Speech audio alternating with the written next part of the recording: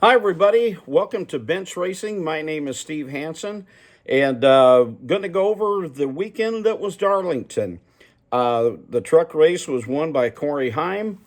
And the O'Reilly's race was won by Justin Allgaier, and the Cup race was won by Tyler Reddick.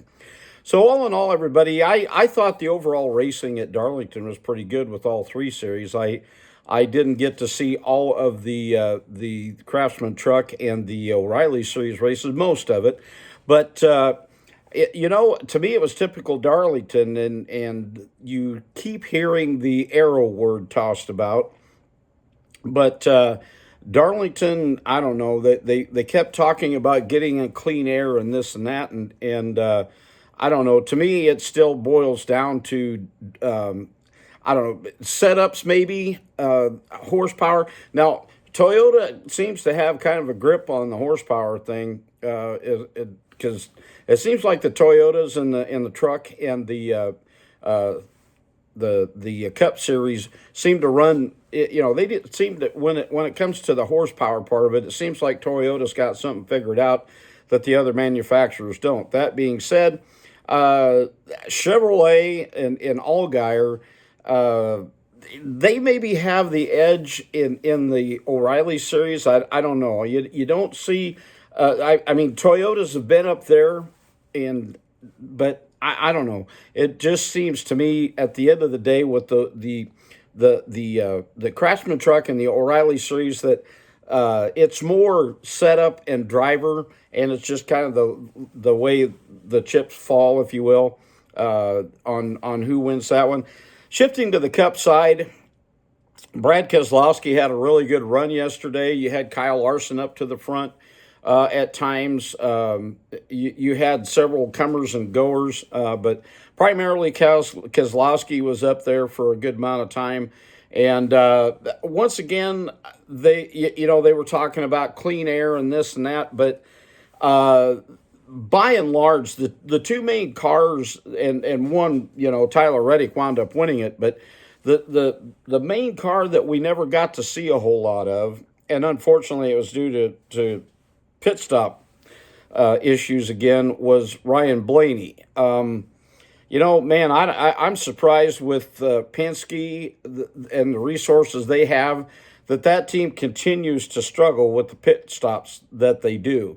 I would probably look that this week there's going to be some changes made, because I think out of the 6 races they've done so far this year, let's see, I think 2, if not 3 of the races that they have run, he's had to come from the very, very back due to a botched pit stop of some sort. And I know yesterday he's not really one to be vocal, but you could tell in his voice he was getting tired of having to work his ass off, because between him and Reddick, they seem to have the fastest cars.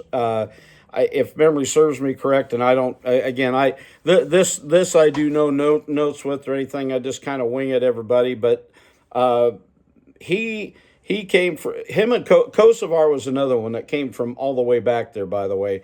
So I will put Kosovar in there, because he diced up through the field. He had the freshest tires due to the pit strategy that they were working, that he got up into the top 5. But and Kosovar is on Chevrolet, but it's ironic to me, though, gang, and this is kind of where I'm coming with this, that you have 2311, who is not the flagship of Toyota, and you have Carson Hocevar, who is not the flagship of Chevrolet, and notwithstanding Blaney, you had Brad Keselowski, who has not been the flagship of Ford. So you had 3 teams up to the front yesterday that aren't the flagship of the brand, or like Toyota, Chevrolet, and Ford. They're not exactly the flagship of their particular manufacturer. So a little bit kind of, where's this going, type of thing. But at the end of the day, once Tyler Reddick got around Keselowski, he was gone. And like I said, I personally, in watching the races, especially the Cup race, because it's been such a big deal about these kit cars that they race, that Toyota, for this 750 horsepower package, the 3-inch spoiler and the rear deflector, I guess they cut down from what it was. I personally, watching the races and the drivers' reaction to these cars, liked it better because you didn't have everybody all wadded together, and if somebody made a mistake, and mistakes were made yesterday, that it didn't wipe out half the field like they normally do. So kudos for NASCAR. I would like to see them take this package and maybe make this package more of a mainstay so that it puts it more in the driver's hands. They will get used to it. I would also, and I've complained about this, and I'm going to say this one more time, but I would like to see NASCAR allow more practice time before these races. Give them 2 hours, 3 hours, whatever. Give them more practice time. I mean, good Lord, look at the practice time that F1 and Indy cars and stuff use.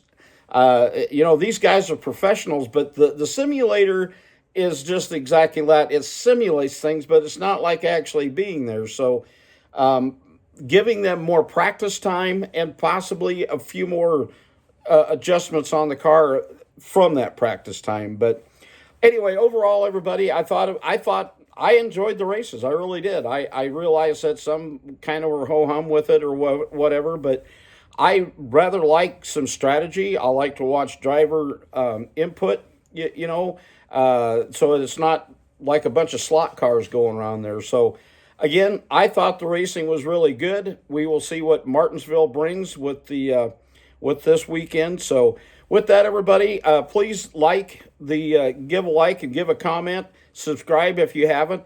Trying to build our subscriber list up. Again, I will let you know I will be having surgery this week, so we're only going to have 2 releases this week. There's this one today, and then possibly Friday or Saturday, depending on when I get back from having surgery. Nothing serious, just one of them things you got to have worked on once in a while. With that, everybody, have a great day, and always remember, it's better to have raced and went broke than to have never raced at all. Take care, everybody.